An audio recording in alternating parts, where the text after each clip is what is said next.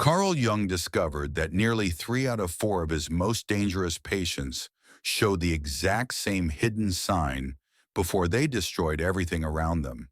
And here's the terrifying part. These people didn't look dangerous. They were charming, polite, even caring. The real threat wasn't in what they did openly, but in what they forced others to believe. It was as if they carried a mirror that didn't reflect themselves, but twisted versions of you. This is the most dangerous psychological sign Jung ever identified, because once it appears, it spreads like a virus, infecting families, workplaces, and even entire communities. Maybe you felt it before. Someone insists you had motives you never had, emotions you never felt, intentions that never existed in your mind. And no matter how much you try to explain, they seem more convinced that they were right and you were wrong. Jung realized this wasn't a misunderstanding. It was something far darker, the unconscious projection of a person's shadow with complete conviction. When that happens, your reality isn't just questioned, it's rewritten. I'll show you the chilling story of how Jung first discovered this sign in a patient who seemed harmless, but left destruction everywhere he went. Comment below. Have you ever been accused of something you never did and no one believed you?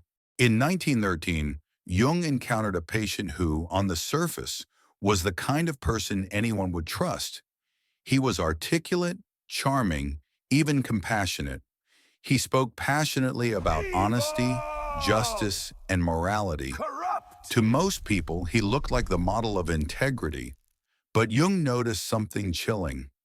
Every time this man described someone as evil, manipulative, or corrupt, he wasn't exposing the truth about others.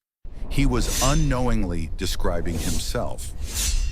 Over the next 6 months, the pattern became undeniable. This man systematically projected his denied traits onto everyone around him. He destroyed 3 relationships, got 2 colleagues fired, and pushed his own brother into a nervous breakdown. And yet, through it all, he maintained absolute innocence. To him, he was always the victim. Jung realized he wasn't watching a simple misunderstanding. He was witnessing a psychological weapon more dangerous than conscious lies. The shadow projection fused with total conviction. And here's the most disturbing part. Once this mechanism takes hold, the person's brain doesn't just bend reality, it reconstructs it. They stop lying because to them, the lie has already become the truth.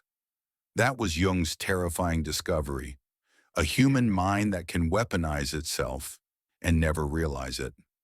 Jung once wrote, "Until you make the unconscious conscious, it will direct your life, and you will call it fate." Modern neuroscience now proves how frighteningly real this is. When someone falls into shadow projection, their brain activates what's called a self-confirmation loop. Every time they accuse others, their mind rewards them with a surge of certainty. To the outside world, they may look paranoid or manipulative, but inside, their neurons are literally reinforcing the delusion, brick by brick, until it becomes unshakable. It's like watching someone build a prison and then proudly call it a palace. They believe they're safe inside, but anyone who gets close is pulled into their distorted reality. And here's the truly dangerous part. Once their inner narrative locks in, logic doesn't work, evidence doesn't work, even love doesn't work, because you're no longer arguing with a person, you're arguing with their shadow, a phantom wearing their face. This is why Jung considered shadow projection one of the most catastrophic forces in the human psyche. It doesn't just blind the person, it blinds everyone around them. Imagine living in a world where someone else's illusion becomes your reality. That's not theory. For many, it's everyday lives. Jung observed that a single individual lost in shadow projection can act like a psychological virus. It never stays contained. Take the case of a woman Jung studied in the 1920s. To her friends, she was warm, intelligent, and protective. But once her shadow projection took hold, she became convinced that everyone around her was secretly conspiring against her. She accused one friend of betrayal, then another, until her entire circle fractured. Within a year, lifelong bonds had disintegrated, each person doubting themselves, each one infected by her suspicions. Jung compared this to a collective possession. A shadow strong enough in one person doesn't just destroy them, it recruits others into its distorted reality. Families collapse, workplaces turn toxic, whole communities can split apart. Why? Because projection is seductive. It plays on our deepest need to trust the people we love. And when that trust gets poisoned, even the most rational mind begins to bend. This is why Jung warned, the possession of the collective mind is a contagious disease.